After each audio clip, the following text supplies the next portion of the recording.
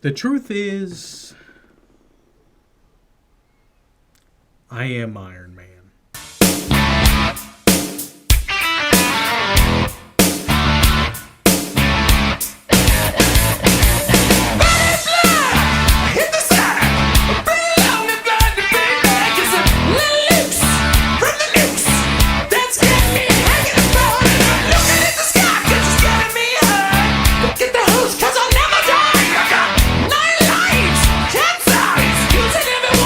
Hello everyone, welcome back to the Real Screen Team. I'm Andrew Thomas. I'm here with fellow Iron Man Christopher Johnson. Hello, everyone.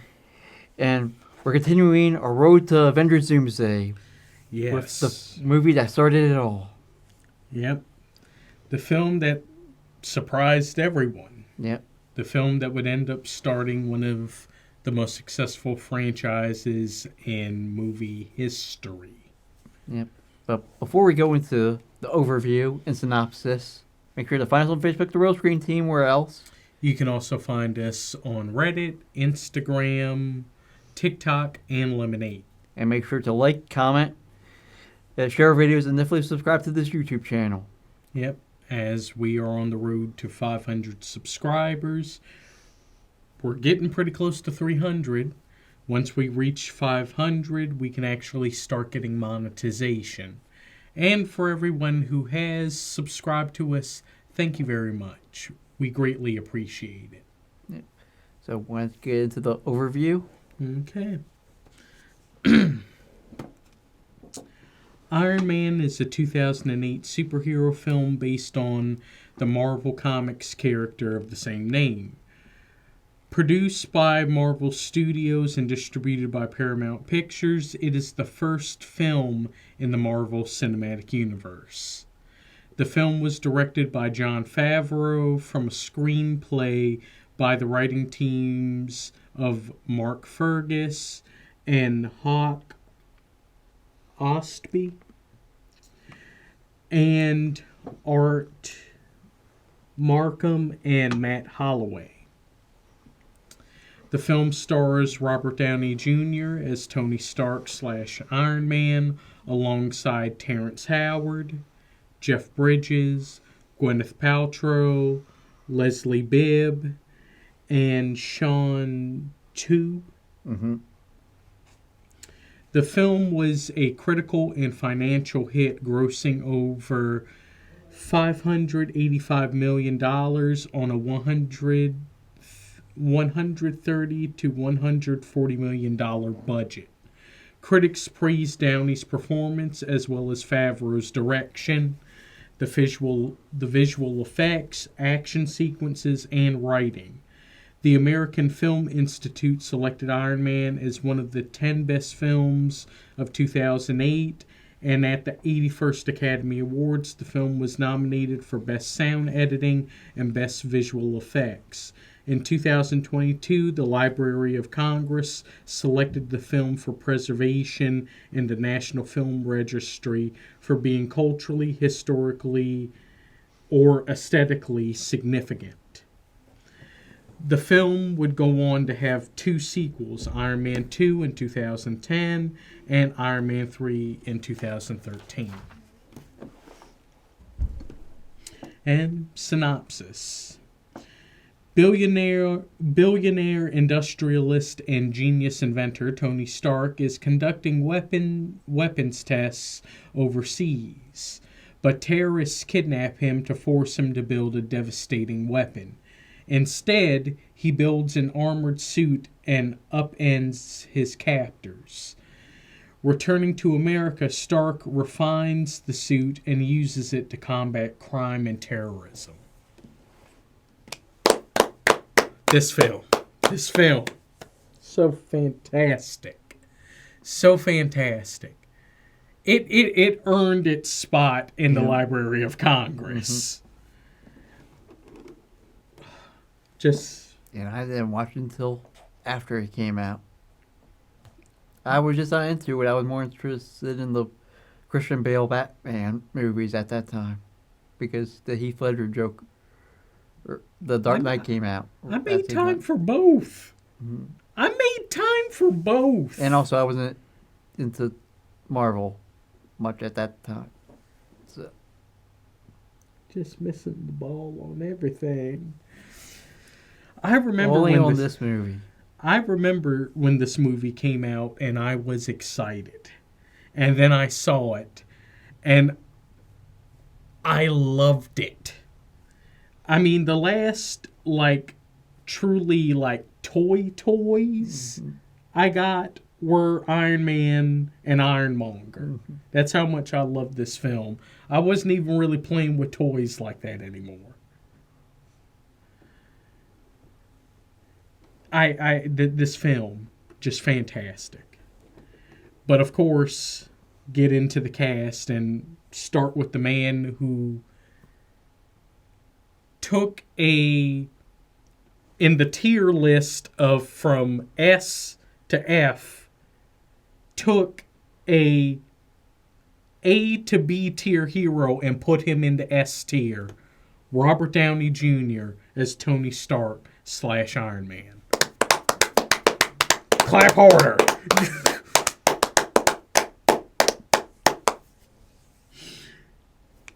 This character was made for this man. Truly. Yeah. Partially made for him, and partially he made this character tailor-made for him. Yeah. Because initially in the comics, Tony was cool, but he didn't necessarily have that type of charisma a lot of the other characters had. Downey brought that charisma, and now that charisma is a part of Tony in all other media now. That's how fantastic Robert Downey Jr. played this character. And the fact that a good chunk of his lines were actually improvised. Mm-hmm. This man knew what he was doing. I mean, your thoughts? He was really great in the movie.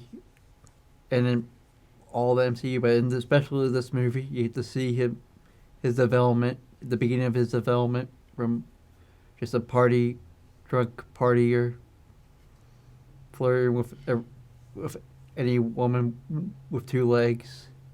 We don't blame him on that, but sharing responsibility because he wasn't really in charge exactly. He just handed it over to Sane to let him do whatever with his will. He couldn't care less since he owned everything. He was basically Brucey Wayne. If Bruce Wayne actually liked what he was doing, if Bruce Wayne actually liked partying and doing what he was doing.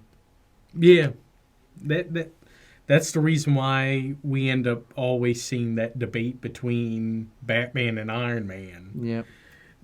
Except the fact that, Tony Stark actually enjoys being the socialite. Mm-hmm.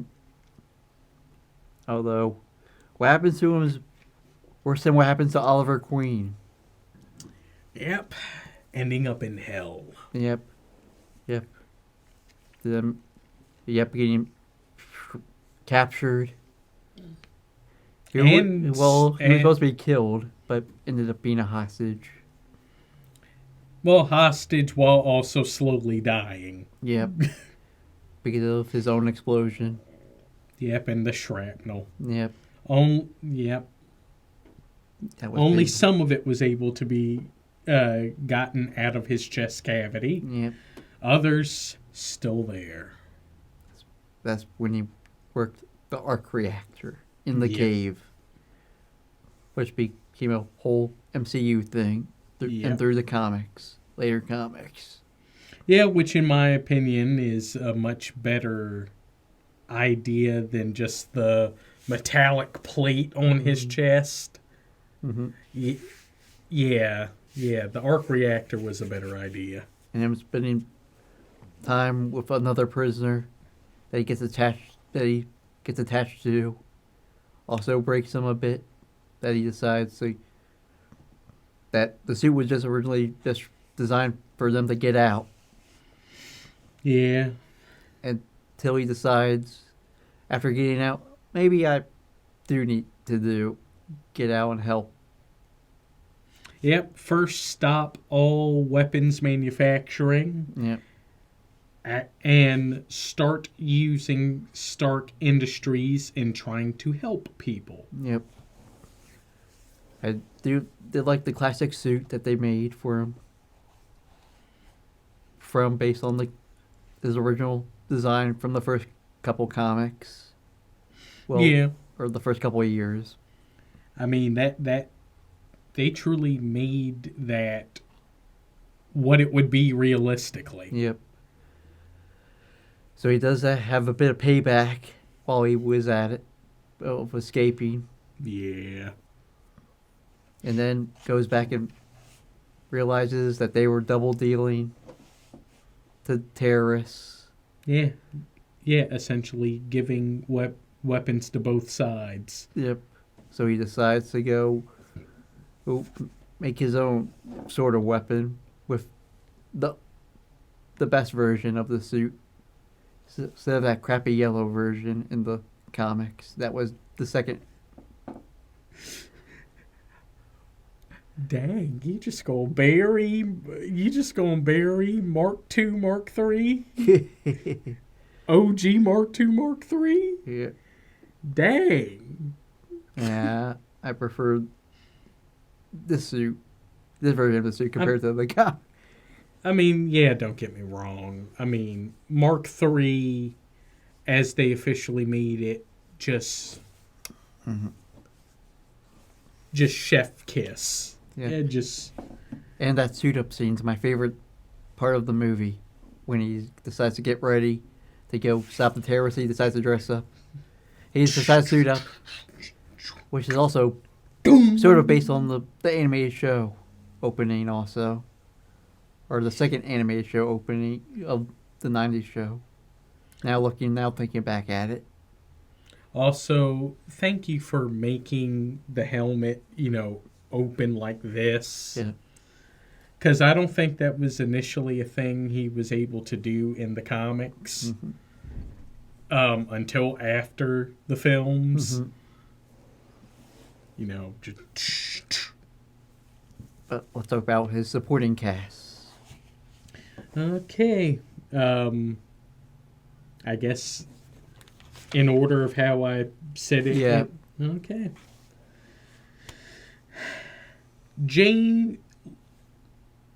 Colonel James Rhodes, played by Terrence Howard. What could have been? Yeah. What could have been? Yep. If it wasn't for his falling out with Robert Downey Jr. He said that was partially the reason. That and also the fact Marvel and Universal undercut him in pay. When everyone else was getting a pay increase, they did not give him one. Yeah. I think in the end they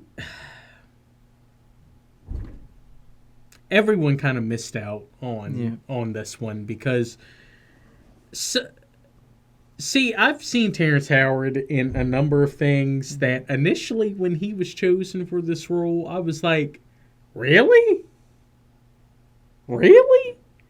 He was in a Law and Order spinoff years later. That didn't go so well for him either on that one. But then he did have Empire, Yeah. which was a smash success. Yeah. Until things got weird and really gay. No offense. But the man is a really good actor. Yeah. It's just I remember him playing more of either nefarious or hood characters. So seeing him play, a more clean-cut military dude that also still had a bit of that, charisma with him, I was a bit thrown off, but in the end, I really liked his performance. And I did want to see him continue on, but All the above. yeah. Yeah. Are him and Downey cool now, or is there still... There's still tension. Oh, man. Yep. but yet they did have good chemistry. Yep. In the film. Yeah. You actually did believe that they were best friends. Yeah. And his happiness when he finally found Tony after Tony escaped. Of course, he also got on Tony for not wanting to do any more weapons. Yeah, initially. After that press conference, yep. Yeah, because Tony was making weapons for the military, the place where Rhodey works for. Yep. Of course, then he finds out what Tony's been doing with it, that he had to cover up with a training exercise when the military tries to shoot down Tony. Yeah, because he was a bogey. Mm-hmm. He was an unidentified object. So he goes with the regular political story, military exercise. Which is crazy that our actual military does use that as an excuse sometimes. Yeah. So, yep, and then we get the sad foreshadowing of Rhodey becoming War Machine when he looks at the suit. Well, first he saves Tony's life once he discovers what Obadiah Stane's been up to. And then... And sees Tony almost dying without the arc reactor in him. He had to go get his old arc reactor out. And then looks at Mark II. Mm-hmm. Next time, baby. But there was no next time for you, Terrence. There was no next time for you. And then Ike Perlmutter's just thought, oh no, we'll just replace him with Don Cheadle. No one will notice. Because apparently they thought the general public thought all black guys looked the same.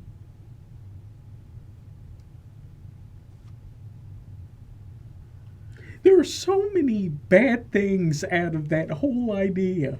Yeah. But let's talk about his other ally. Virginia Pepper Potts, played by Gwyneth Paltrow. And gave Tony an actual love interest. Actual full-time love interest. Yes, and one that would develop over time. Yep. And would actually be very beneficial to him in so many different ways. Yep. According to IMDb, he wanted Rachel McAdams to be there. His love interest. Luckily, it did happen to him in the Sherlock Holmes movies. Yeah, which that worked fantastically. But he liked Gwyneth also. Since they couldn't get Rachel McAdams at the time, she was busy with other things. So Gwyneth Paltrow was the second choice. Yeah. And it worked. Yeah. Gwyneth actually did do a very good job. I mean, some of her weird ideas outside of her acting aside. Yep. Candles smelling like vaginas. Yep. She did a fantastic job as Pepper. Yep. Truly fantastic. Yep. Her performance as this character, not just in this film, but going forward with the rest of the MCU, that's going to be a bit of a tall task in finding the proper person to... Unless they give Tony one of his other love interests from the comics once they reboot it. I mean, hey, if you all watched our introduction video, I brought up a few good ones. Yep. Be interesting. Yep. But they have to make sure that they have the right chemistry and make it the same like this chemistry. Yeah, because it's actually crazy how good a chemistry Downey and Gwyneth have as Tony and Pepper. That they even deleted a kiss that was in the trailer. Yeah. That still was never on the bonus features. So that was the start of Marvel making trailers that lie to us? Yeah. We just get the dance, not the kiss. Was this before or while she was while she was married to Chris Martin of Coldplay? I think while she was married to Chris Martin. Lord have mercy. Yep. But she also learned about what Tony's doing. Well, first head over. He'll in love with Tony while also kicking out all the women he slept with, including one woman. She can't stand because Yeah, she has to do the dirty work of getting rid of the flings. Yep. And then she was happy to see him again because she really did care about him, not just for her paycheck. But and then I mean, even made his original arc reactor into, a special little memento. which came into play, and she's the one who discovered Obadiah's plan. Yeah. That, Putting herself in danger. and also, she gets in touch with S.H.I.E.L.D. She's the first one who meets S.H.I.E.L.D. Yep. Yeah, she was ahead of the curve. Yep. So in the end, they tease about them getting together. Of course, her excuse is why because he decides to leave her and go after finding out all the double dealing, then going to go take out the terror. So why you gonna get mad at him initially, thinking that he's flaking on you, when really he's trying to save people? Yeah. That won't be the end of Pepper being mad at Tony for just trying to save people. I swear to God. As much as they have good chemistry and I'm rooting for this relationship, there's sometimes Pepper kind of pisses me off, and I'm like, why, Tony, are you sure she's worth it? Yep. I mean, in the end, yes, she is, but I think that's just due to writing. Yep. It's just due to writing. I mean, I understand this situation because him, becoming a superhero is new. Mm-hmm. I understand it in this situation, but later on, no. You should know what this man gets involved with. Yep. Yep. But that's what she leaves him later on because contract was up. For a little while. Yep. Until they decided to bring her back. Yep. And then actually give her, things to do. Yeah. But let's talk about the other ally. Okay.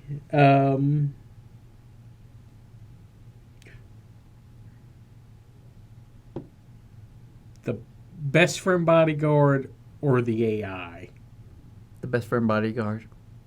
Then the AI? Yeah. Okay. Harold Happy Hogan, played by director Jon Favreau. This man did a fantastic job in everything. And let alone that he's been the only consistent thing in the MCU since he's been in everything. He even had his own episode. I know. His own Die Hard. I know.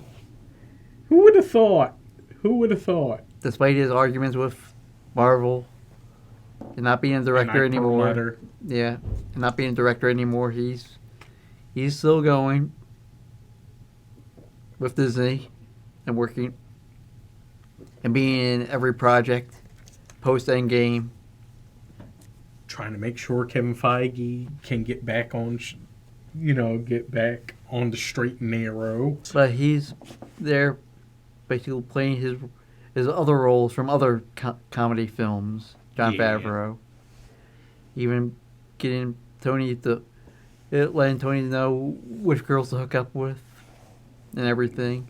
And at least he had more to do than when he was Foggy. Yep.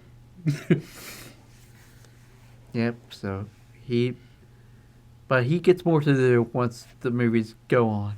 Yeah. Right now he's just the guy. The chauffeur. Yep.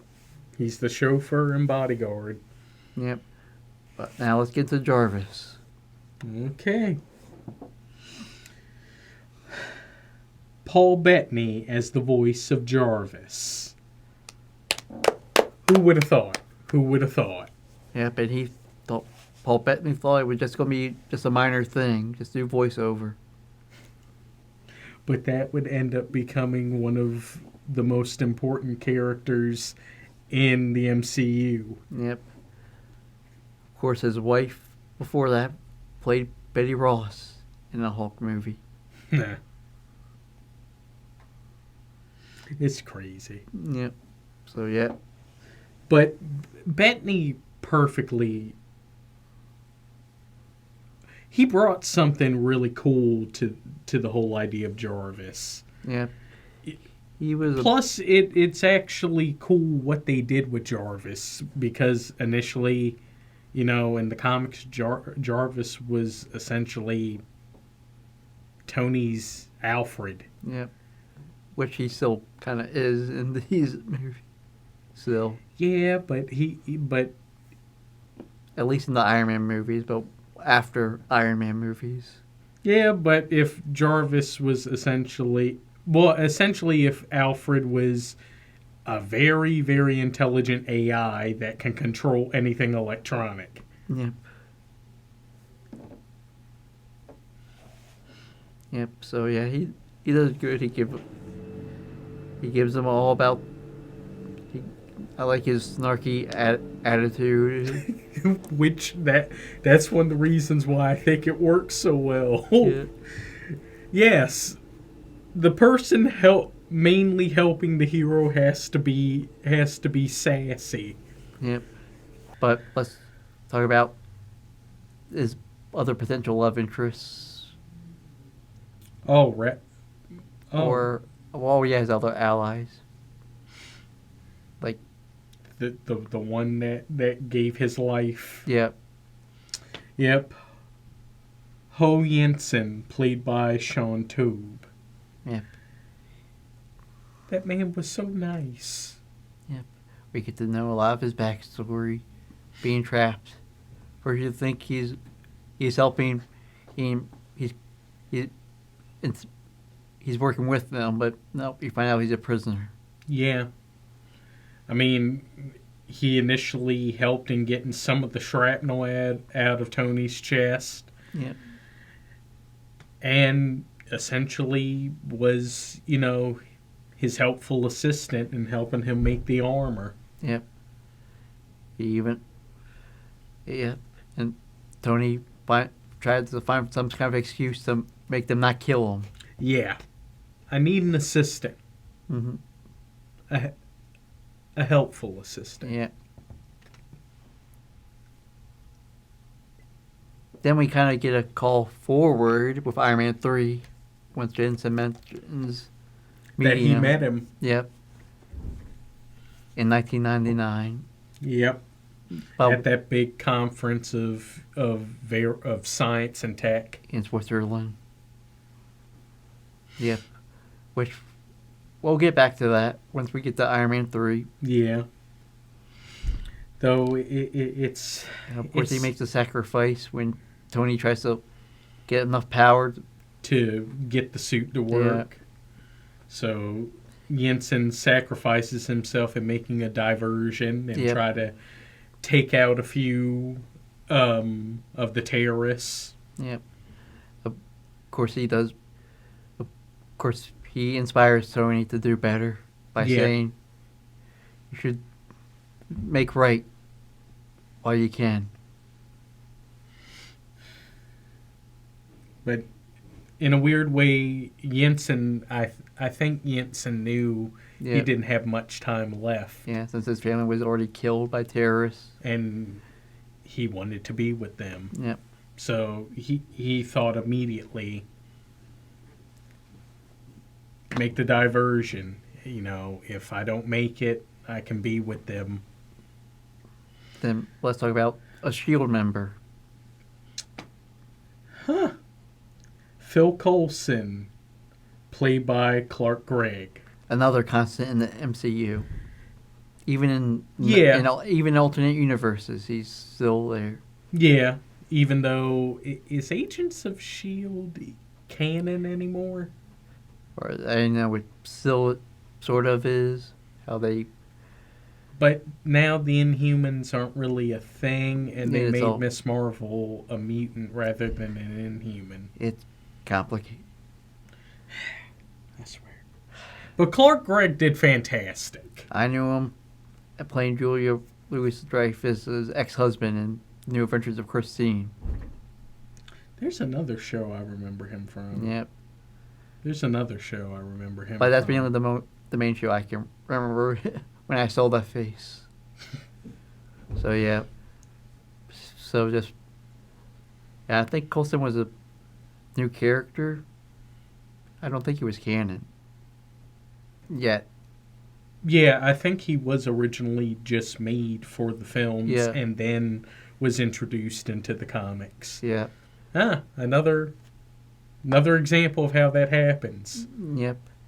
Yep. So See, Favreau and the writing team were fantastic on that. Yep. He basically tries to spell out the whole entire word of S.H.I.E.L.D. to Pepper Potts and Tony Stark. Yeah. And Tony's like, you should abbreviate it. We'll think about that. To them, yes, we'll do that. Though didn't they? Yeah, I guess they hadn't really done it yet. Even though it kind of contradicts the '90s with Captain Marvel. Yeah. When they're already calling themselves S.H.I.E.L.D. Yeah. But it came up with the lamest way. To ruin Nick Fury, yeah. It was good up until that part for me. Why couldn't the man just lose his eye in battle? Yeah. That's what happened in the comics. Yeah. He was in Vietnam when it happened. Yep. I do like when they try to break into Obadiah Stane's thing after Pepper tells them. Put in the thing to blow the lock, then they're just standing there like the Men in Black. Yeah, just so nonchalant about it. I swear. Mm-hmm. Yep, so then they go in this, and they can't handle Sane in his new thing. But also talk about his other love interests before we actually get to the two villains. Okay. Yep. Christine Everheart, played by Leslie Bibb. Yep, she was great. They teased her as the main love interest, at least at the beginning. Even though we all knew it was going to be Gwyneth from the trailer. Yeah. And she was also hot. Yeah. That also helped. Plus, she's a legacy character. Yeah. You know, they were able to bring in one of the various other love interests Tony Stark has had in the comics. Yep, and she's still doing MCU stuff. And she's the voice work for the What If, for that Doctor Strange episode, announcing all of Christine's deaths on the news. So yeah. But hey, she's still doing steady work. Yep. And it's cool that they do still bring her back from time to time. And we get her Now, does she still work for Vanity Fair, or is she working for... I think Vanity Fair still.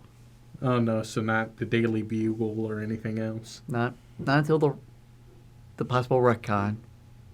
Yeah. Yeah, but right. Oh, would that mean that she'd get recast too? Maybe. Oh. But I wouldn't mind her being one of his main love interests in the reboot for whoever the Tony Stark is. What, do you think Pepper should just stay with this era? Yeah. Still be around, but not be the main love interest? Yeah. I see that. Yeah, and we get one of our few only MCU sex scenes at the beginning of the movie. I know. For a PG-13 movie, we get one of the few sex scenes. Are there any others? Eternals. See, I haven't seen Eternals. Neither have I. Did anyone? You have to ask Nikki. Maybe she saw.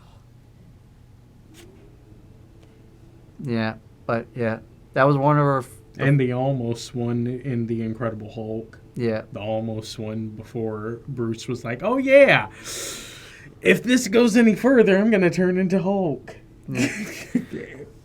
Maybe some in the Disney Plus shows, but I don't think so. Daredevil. Yeah. So yeah, very few. And Iron Fist. Yeah. And Luke Cage. Okay, all of the Netflix era ones. Yeah. Yes, they had. They went there. Yep. Yeah. But this, Like I said, this is one of the few. Heck, even Born Again. Yep. Yep, we get to see her first, or very few in the movies, sex scenes, with some nudity in there. Yeah, briefly. but not. I know, not too risque. Huh? Not too risque. Yeah. Just PG-13 wise. Yeah. T's wise, yeah. Just enough to imply that this is about to happen. Or it already happened.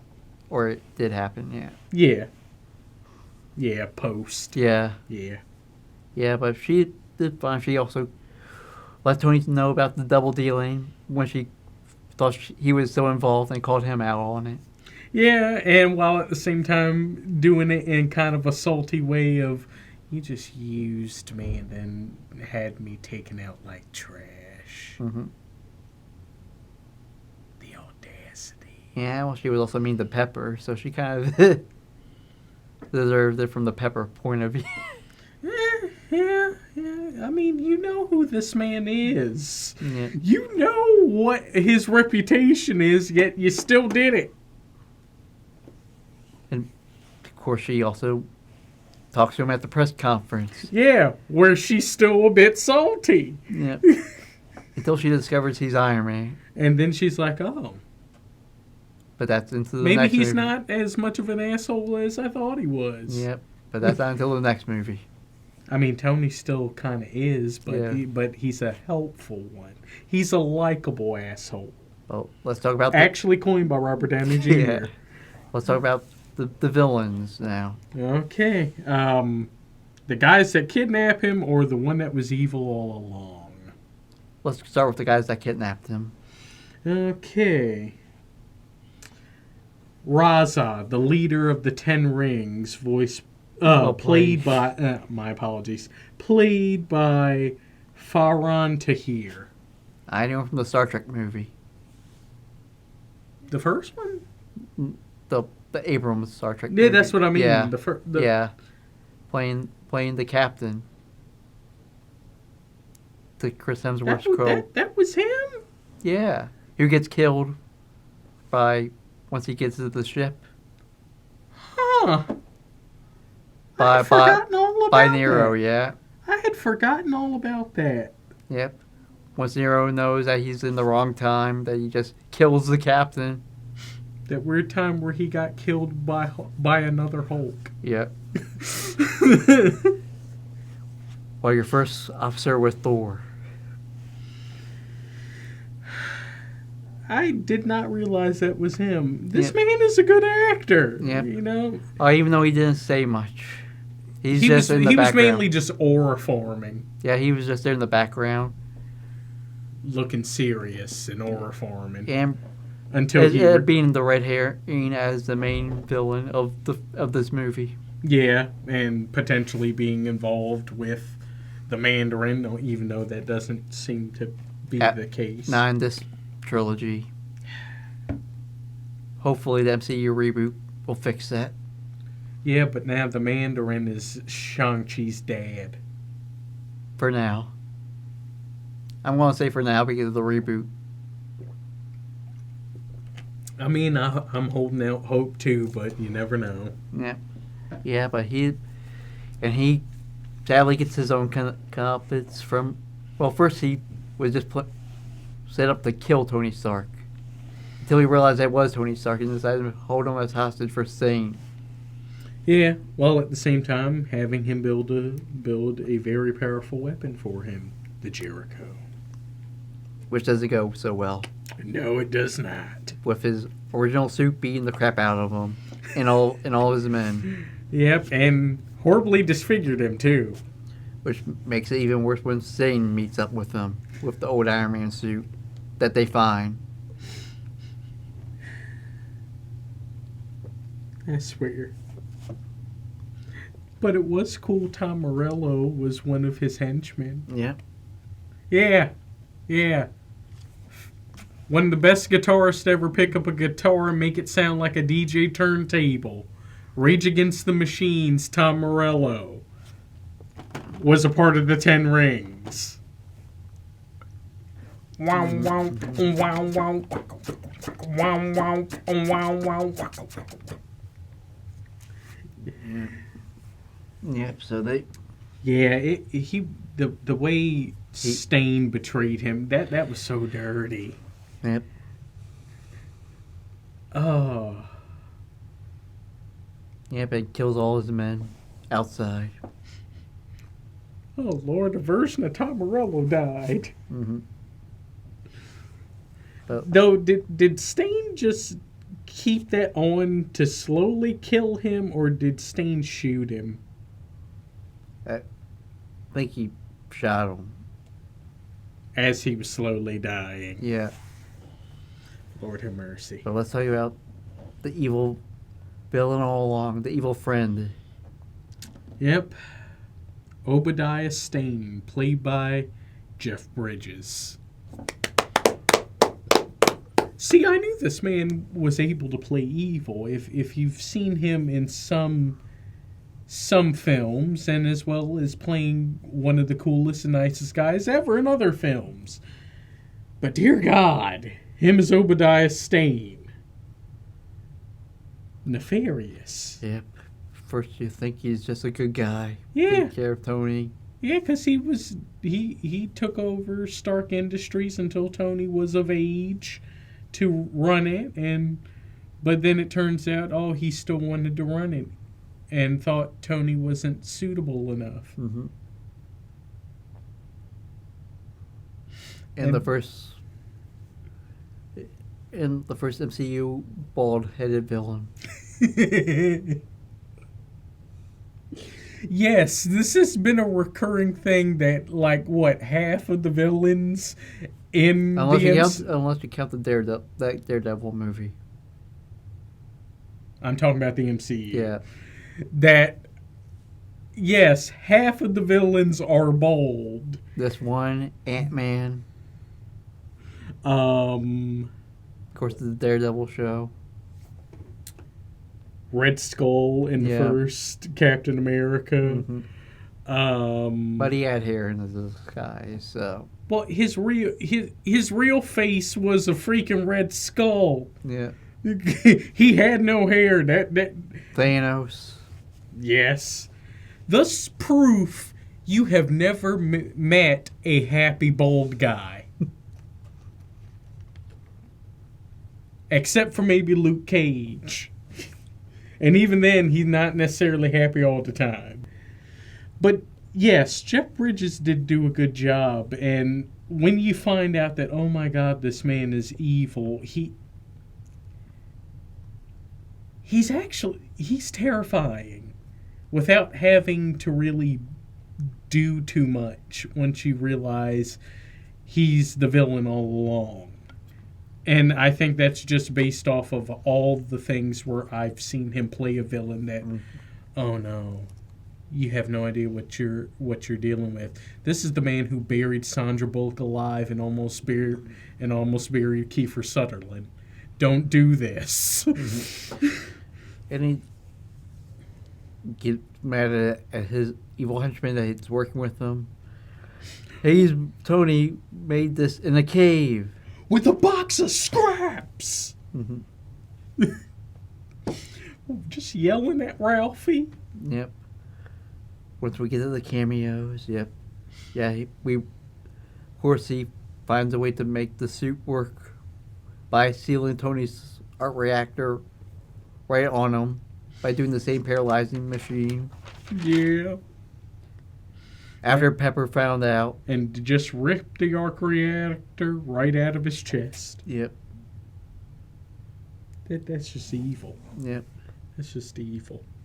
Yep. Of course, the fight scene was awesome between. Oh, good Lord! That was Ironmonger. Glorious. I had forgotten how truly intense that fight got. Yeah. Abadiah was throwing people at him. Destroying cars and just everything. Yeah, he was getting out years of just pent-up aggression towards Tony in that fight. I think there's an alternate lead scene where the alternate version worried of him dying, of him getting killed, the alternate ending of the fight. Oh, rather than the electrocution Yeah. and then blow up? Yeah, I think he still survived the electrocution in the alternate version. He died for something else. The explosion. Yeah.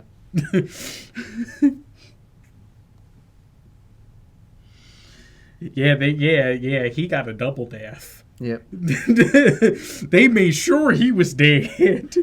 Yep. And as of right now, he's the best Iron Man villain in this universe. Yeah. Without a doubt. Yep. Yeah. The guy the villain that started it all ended up being the best one. Yeah. Normally, it doesn't come out that way. But hey, they got a top tier actor to play him. I mean, Jeff Bridges did justice to this character. And plus, on top of it, he got to do one of the things he always wanted to do for a role: shave his head and grow a beard. And this was before The Big Lebowski, where he also grew hair. This was after Big Lebowski. This was after, but before True Grit. Yeah. Where he finally got his Oscar. So he was already the dude. Yeah. And Tron. Yeah. Yeah, so as a guy who wasn't familiar with Sane, I was more familiar with the Mandarin, so yeah, this kind of did shock me. Bridges was so charismatic in the first half that you get shocked. That kind of surprises the people. heel turn breaks your heart. Yeah.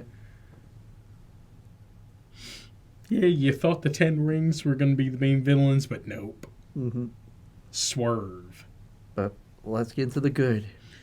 Of course, the plot. I mean, fantastic way of telling the origin story of Iron Man. The acting, mainly from Robert Downey Jr., Jeff Bridges, Gwyneth Paltrow, and Terrence Howard.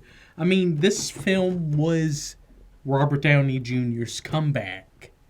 You know, after dealing with his substance abuse, being in prison, this was his first major acting role after, you know, getting out of prison and going to rehab.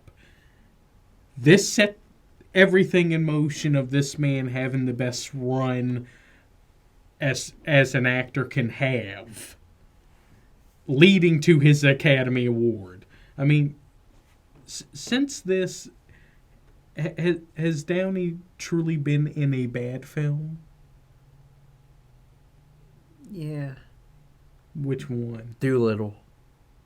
Okay, that aside, that's really the only bad movie he's been in. My point stands. With the exception of Doolittle, everything else he has made has been good or a hit. Mm-hmm. Like the Sherlock Holmes series. Yes. Which I'm now hearing that they're actually starting Sherlock Holmes. They're working on scripts for Sherlock Holmes 3 finally. Aren't they a bit too old at this point? Well, they have a young Sherlock Holmes show that's on Prime to fill in the blanks. You know, at some point, we're just going to need all the Sherlocks to meet each other. Yeah. Which we'll get into that once we get to Avengers Doomsday. Yes. Well, Avengers Infinity War and Doomsday. Yes. I mean, Jeff Bridges playing an absolute villain. Yeah, true monster. The suits of armor. Yep. Actually seeing those come to life. Yep. And they look really good.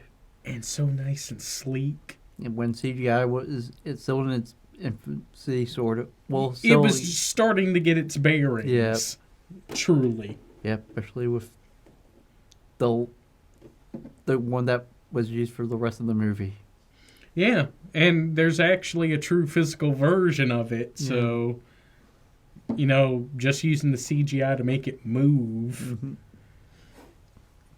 Well, as far as it's flying and shooting weapons, but everything else, oh yeah, that thing is real. all of the action sequences, like the escape with the Mark I suit, which I still love how kind of the grungy, more mechanical way it looks. Now it's my turn. The fire flamethrower. Yeah. And then that final missile. Yeah. The rematch, him spinning the block with the Mark III suit, and then that missile, along with the suit up before the whole fighting the terrorists. The whole suit up. Still my favorite part of the movie. Along with the music to go with it. Done by Tom Morello. Yep. Of course, the score was by John Downey. Yeah, but a lot of the action sequence guitar work was done by Tom Morello. And, of course, the big climactic fight between Iron Man and Ironmonger. Yep. Fantastic. We don't get too many great villain fights like that nowadays. We don't get too many. Not post-Endgame, no. I'm holding out hope for for the next Spider-Man, because we've at least had some good fights there. Yep. Reference to other Marvel characters. I mean, of course, the Ten Rings referencing the Mandarin. We mentioned the Manhattan Project, Captain America. Foreshadowing. Plus, on top of it, on the table in Tony's workshop, you actually see Cap's shield. Mm-hmm. I remember actually finding that, and I paused. I was like, wait, that's Cap's shield. Foreshadowing. Robert Downey Jr. truly reinventing and evolving Iron Man's characterization. The references to classic media, like both instances of hearing the classic Iron Man theme song from the Marvel superhero show. Yep, Tony Stark will make you feel he's the head. He's the head executive with the heart of steel. Mm-hmm. Yep, they played it in the casino, and it was the ringtone on Rhodey's phone. And, of course, the music. AC/DC. With Back in Black. And, of course, the instrumental for the pre-end credits. Yep. Iron Man by Black Sabbath. Yep. And the cameos. Of course, a Stan Lee cameo. The first of many in the MCU, up until Endgame in the MCU. Well, yeah, even though he was already doing cameos ahead of time. Yeah. And the stuff that wasn't, that Marvel sold to other companies. Yeah. Fox and Sony. Lord, I just realized I forgot to write his name down. Oh. I'm sorry, Ralphie. I'm sorry. Yep, Peter Billingsley as the guy.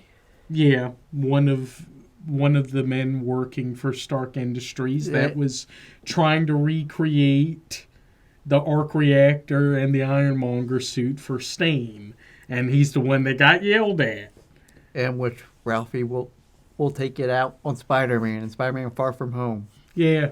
So foreshadowing movies that came after. Yeah, when he would end up being a part of the Mysterio team. Yeah. Yeah, this is where all the seeds were laid. Mm-hmm. Until the evil plant would be made. Yeah. And, of course, the post-credit scene. Yep. Mr. Stark, my name's Nick Fury. I'd like to talk to you about the Avengers Initiative. Mm-hmm. Samuel L. Jackson as Nick Fury. And he was the face of the first phase of that began, and they used Samuel Jackson's likeness in future Marvel comics with the Ultimate. Well, they were yeah. already doing that. Yeah.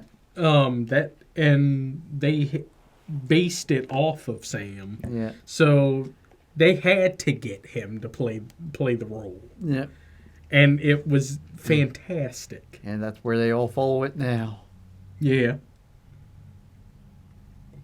Yep. I mean, in Avengers Earth's Mightiest Heroes, they actually found a nice way to bring both looks together, where Nick was still black, but he looked like how original Nick Fury looked. And then halfway through the series, he ends up looking like how he is in the films. And he's voiced by good old Captain Mendez from the Flashpoint. Yes, he voiced Nick Fury in the Avengers Mightiest Heroes. Huh. Yeah. My God. Yeah. Yeah. But let's get to ratings. All right. Start with me. I give this a 10 out of 10. Yep. This is the best Iron Man movie, in my opinion. So in MCU movie, it's up there with a couple others that we'll discuss later on, and stuff, and others that I discuss later in the past. If you look at our older videos, but I like this. This is a great origin story. You feel for Tony. You feel for. You get shocked by. I was shocked by the twists of Obadiah Stane being behind it all. And I did like the suit up and my favorite, the suit up and of course the suit itself.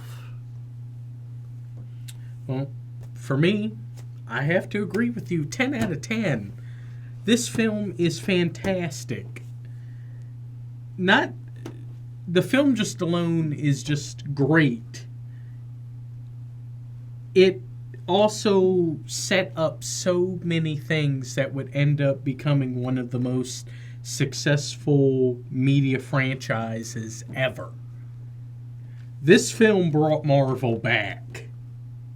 You know, after some films not necessarily working too well by other companies, Spider-Man 3,